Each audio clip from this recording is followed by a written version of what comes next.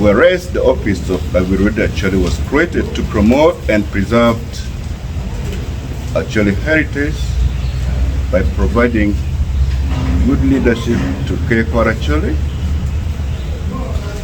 whereas the position of Lawi Rwodi is an elected position from among legitimate Rwodi Acholi, whereas the person of Lawi Rwodi of Acholi II has failed to discharge its fiduciary duties with integrity in serving the interests of Rwot Acholi, Ker Kwaro Acholi institution, and Acholi in general. Therefore, Rwodi Acholi resolved in a meeting of the Council of Rwodi on the 20th of June 2023 as follows. 1. The entire leadership and management of Ker Kwaro Acholi under Rwot David Onen Achana II and his deputy Rwot Martin Otinga II cease to hold offices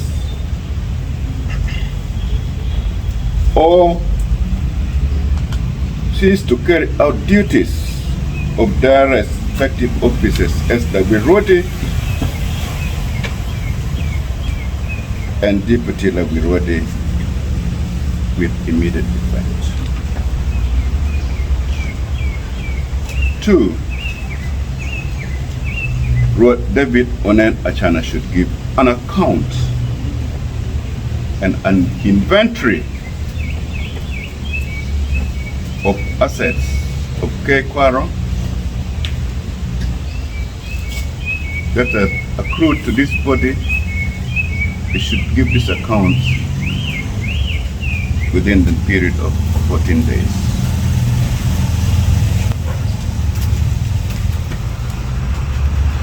We have also resolved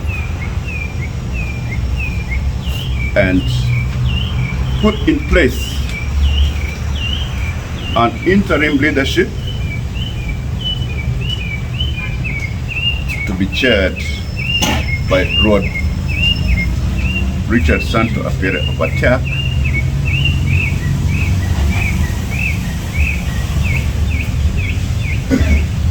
to run the affairs of Ker Kwaro Acholi together at the Prime Minister's office. In the interim period, what they'll be doing is restructuring, developing, and presenting for approval a constitution for the first time for Ker Kwaro Acholi.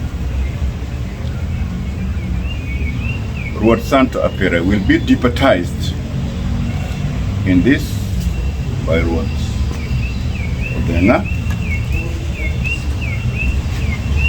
of the Bongo Amida. He will also be assisted by Rwot Colin, together with myself, Rwot Lugai, Rwot Ojok Binya, in what we have constituted as an interim committee.